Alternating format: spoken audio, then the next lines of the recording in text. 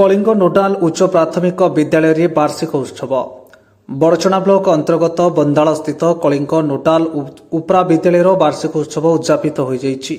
प्रधान शिक्षयित्री पुष्पलता महांती सभापतित्व अनुष्ठित यह उत्सव में मुख्य अतिथि भाव बड़चनार विधायक अमर कुमार नायक जोगदे विद्यालय वार्षिक क्रीड़ा उत्सव माध्यम पाठ पढ़ुवा छात्र छात्री भितर लोकायित प्रतिभा को परिप्रकाश करने सह स्वास्थ्य और मानसिक सचेतनता हो पार बोली श्री नायक कही।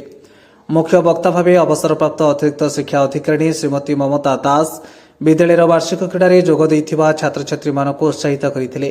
सम्मानित अतिथि भाव सरपंच वैजयंती विश्वाल अरविंद विद्यापीठर प्रधान शिक्षक विकास कुमार महापात्र छतिया नोडाल उच्च विद्यालय प्रधान शिक्षक अशोक कुमार पुष्टि परिचालना कमिटर सभापति प्रभाती बेहेरा प्रमुख जोगदे विद्यालय कार्यक्रम को प्रशंसा करते। ए कार्यक्रम में शिक्षक शिक्षयित्री अमरेन्द्र सामंतराय अनिल कुमार महांती मालविका महांती दूरदर्शनी महांती सुभाषिनी पुष्टि प्रमुख कार्यक्रम में सहयोग करते। शिक्षक सुकांत बेहेरा अतिथि परिचय प्रदान करथिबा बेले शिक्षयित्री अर्चना राणा धन्यवाद अर्पण करथिले। वार्षिक क्रीड़ा रे भाग नै विजय लाभ करथिबा छात्र छात्री मानको पुरस्कार वितरण करा जायथिला। जाजपुर चिन्मय पोस्टिंग का रिपोर्ट तुलसी क्षेत्र न्यूज।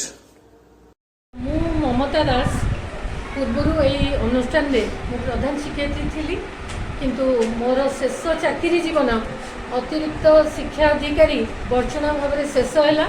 मु अवसर प्राप्त अतिरिक्त शिक्षा अधिकारी बड़चना कलिंग नोडाल उपरा विद्यालय जो वार्षिक पुरस्कार वितरण उत्सव अनुष्ठित होता से विषय कौन मत रखिए?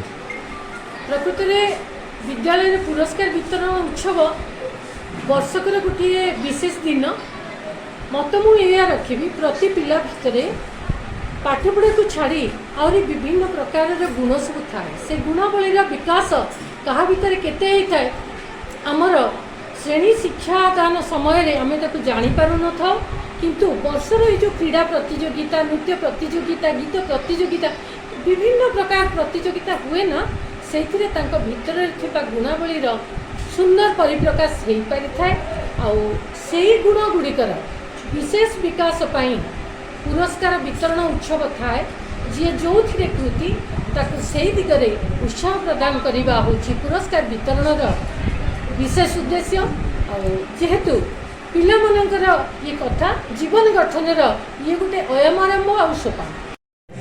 पुष्पलता महांती प्रधान शिक्षयित्री कलिंग नोडाल उपरा विद्यालय प्रतिवर्ष आम विद्यालय पिलामानंकर कृतित्व को तर्जमा कर विभिन्न प्रकार प्रतियोगिता अनुष्ठित कर विद्यालय खेल नाच गीत चित्रांकन वक्तृता प्रबंध विभिन्न प्रकार प्रतियोगिता हुए अंतर्निहित गुणावलीर विकास से प्रतिवर्ष ये वार्षिक क्रीड़ा प्रतियोगिता उत्सवटे कर कृति को मूल्यांकन करने मन में आग्रह सृष्टि करने आम गोटे वार्षिक उत्सवर आयोजन कर तारी माध्यम प्राइज सब प्रदान कर।